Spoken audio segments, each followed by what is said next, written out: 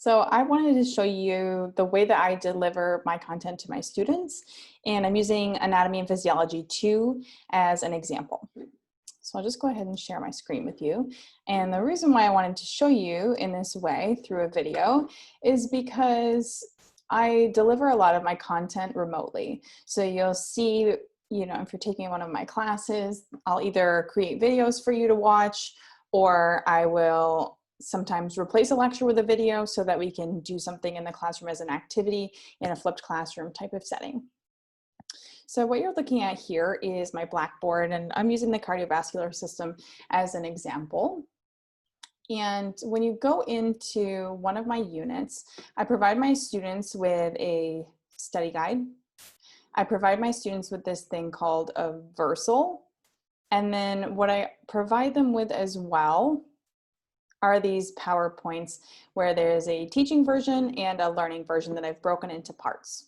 Now, in Anatomy and Physiology 2, I've laid the groundwork with my students in AP 1 so that they can learn the anatomy. And I do push this out to them so they watch me talking through the anatomy in order to save time in class as one of their assignments. Then, when we're in class, or if I'm delivering a remote lecture, my students have access to either this teaching PowerPoint, which has sections that have been underlined and bolded, because there's also a learning PowerPoint.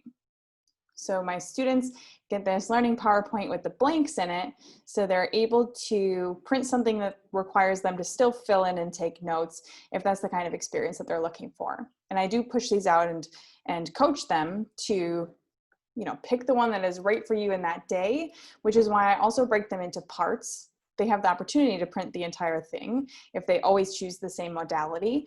But if they think, today I'm having a day where I need a little bit more help engaging or paying attention in class, then I'm going to print maybe a learning PowerPoint over a teaching PowerPoint or vice versa. What I also want to show you are these versals that I've built. And each unit is going to have a versal. What it does is it goes through the content in my words and delivers it to the student so that they're able to have a resource outside of class that walks them through. It gives them practice problems, and it does encompass the entire system. So here for the cardiovascular system, we've got heart, we've got vessels, we've got blood, all the things that I would cover in class with them. But it gives extra diagrams and it gives questions for them to practice. So you're seeing lots of photos, for example, and it does stop them before moving on to the next one. And I've also embedded my anatomy video into it. So it encourages students to watch again at that location, and they see me, their instructor, explaining them through. So here are some of the questions. It just gives them an idea for what I'm going to be asking of them and the way that I'm going to be asking it before they move on to the next section. Here's an example of a reading guide. And the way that we use this is in correlation with my schedule. So my students have access to this schedule. They know I tell them that it's tentative, and they know that I'm going to update this as we go through the semester if any changes occur. What it provides is a detailed reading guide where they would pre-read the pages before class, and they're invited to, read them afterwards if that's better for their learning style. But I've hashed it out so that they're not doing any extra reading, and I've numbered the pages so that they, maybe they feel a little guilty if they can't read the 4 pages. That would help them. And then it gives the reading guide questions as well. Everything is linked to the PowerPoint, so they can just come here to the schedule and click. And again, these reading guide questions are just going to ensure comprehension as they read. So I push them out per system. This one's going to be very long because it's got blood, it's got the heart, and it's got the vessels. But if my students find that if they can answer these questions, that they're going to be really prepared for the test, because it forces comprehension during reading. Stop, think, rephrase what you've heard, rather than just, scanning through the page and maybe you miss some along the way. To give an indication of what we do in lab, we do have a lab that closely mirrors our lecture. And when my students take my lab quiz, we'll look at the vessels. What I've done for them is I've taken our list and I have made a question for every single vessel. So our quiz would have been me going through and giving them a set of these pooled questions.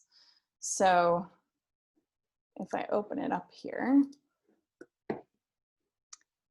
it's got, 5 questions from the trunk, 5 questions from the arms, 5 questions for the legs, 5 questions from head and neck. So it's a really even sampling of their entire list. And I really like the academic integrity that it ensures, because there's no way for anybody to leave the quiz and tell their friend who might be out sick, or they take it a little bit later for whatever reason. There's no way for them to share what's on the quiz. So it's a lot of work up front, but I have found it to be worth it in maintaining academic integrity in my classroom, because this is how they take their practicals too. So they know that they're just going to work on learning the stuff, because there's not another way to really do it. And the last thing that I want to show you is this LT lesson that I make for my students. So if anybody misses a lab, they're going to do this, and that it's just assigned that they do it. So it complements the lab at the absolute least. And then they may, come into class. They're also going to use diagrams. They're also going to use models to build their knowledge around our study guide. So these come with some pre-built activities. And what I've done is I've also went through and I've used our models to make these drag and drop questions. So every single vessel on their list is shown here on a model, which gives the students an idea of what models can be used to ask which questions. But I've also put them alongside a diagram in some of these. And what that does is it makes it so that, if they're studying from a diagram, they're relating it to our model. If they're studying on a model, they're relating it to a diagram. And these diagrams do match what's provided to them in their textbook. So it's consistent to their resources. What I'll also do if I have somebody send me something, which I do often, is I'll post a resource. I have one that somebody just sent me for the cranial nerves. I have one that another student sent me for bone markings, and I'll just push it out to my group on Blackboard, and I'll say, hey, here's a resource that somebody sent to me that they found to be really useful. I didn't build it, so it's not going to be entirely specific to the course. So be careful as you're looking through it, but here it is. Do with it what you will. Use it to build your understanding. So thanks for taking the minute to watch. So you know how I teach my anatomy and physiology classes, basically what to expect if you take a Giles class.